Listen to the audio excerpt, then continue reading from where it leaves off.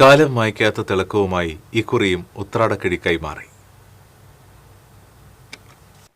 കൊച്ചി രാജവംശത്തിലെ പിന്തുടർച്ചക്കാരായ സ്ത്രീകൾക്ക് പതിവ് തെറ്റാതെ സർക്കാർ നൽകുന്ന ഉത്രാടക്കിഴി സംസ്ഥാനത്തിന്റെ വിവിധ ഭാഗങ്ങളിലുള്ള അവരുടെ വീടുകളിലേക്ക് എത്തിക്കുന്നതിന്റെ ഭാഗമായി കൊടുങ്ങല്ലൂരിലും ചടങ്ങ് നടന്നു. കൊച്ചി രാജകുടുംബത്തിലെ സ്ത്രീകൾക്ക് ലഭിച്ചിരുന്ന ഓണപ്പുടവ എന്ന അവകാശമാണ് തിരുക്കൊച്ചി സംയോജനത്തോടെ സർക്കാരിന്റെ കീഴിലായത്. ഉത്രാടക്കിഴി പണമായാണ് നൽകുന്നത്. കൊടുങ്ങല്ലൂരിലെ പടാകുളത്ത് താമസിക്കുന്ന ചാഴൂർ കോവിലകത്ത് ഗീതത്തമ്പുരാൻ, മകൾ സുപ്രിയ രാജ എന്നിവർക്കാണ് റവന്യൂ അധികൃതർ ഉത്രാടക്കിഴി സമ്മാനിച്ചത്. കൊടുങ്ങല്ലൂർ തഹസിൽദാർ KP രമേശ് ഉത്രാടക്കിഴി കൈമാറി. ചടങ്ങിൽ ഡെപ്യൂട്ടി തഹസിൽദാർമാരായ MX Philomina, PH Hansa, Methala village officer TR Prashanth, PM Dileep എന്നിവർ പങ്കെടുത്തു. ശ്രീ ചിത്തിര തിരുനാൾ മഹാരാജാവ് തൃപ്പൂണിത്തുറ കൊട്ടാരത്തിലെ തമ്പുരാട്ടിമാർക്ക് ഓണപ്പുടവ് നൽകുന്ന പതിവുണ്ടായിരുന്നു. രാജഭരണകാലത്തിന് ശേഷം ഇതിനുള്ള തുക എൻഡോവ്മെന്റ് എന്ന പേരിൽ സർക്കാരിന് കൈമാറി. 1961 ഒക്ടോബർ 21 സർക്കാർ ഇത് സംബന്ധിച്ച് ഉത്തരവിറക്കി. അങ്ങനെ ഉത്രാടക്കിഴി സമർപ്പണം സർക്കാരിന്റെ ചുമതലയായി. പതിറ്റാണ്ടുകളോളം 14 രൂപയും ചില്ലറയും മാത്രമായിരുന്നു ഉത്രാടക്കിഴിയിലെ തുക.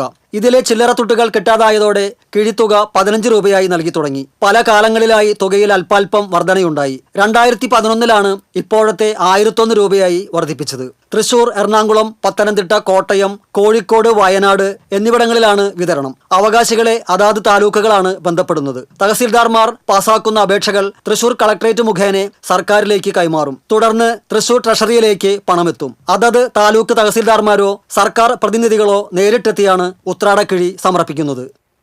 TCV കൊടുങ്ങല്ലൂർ.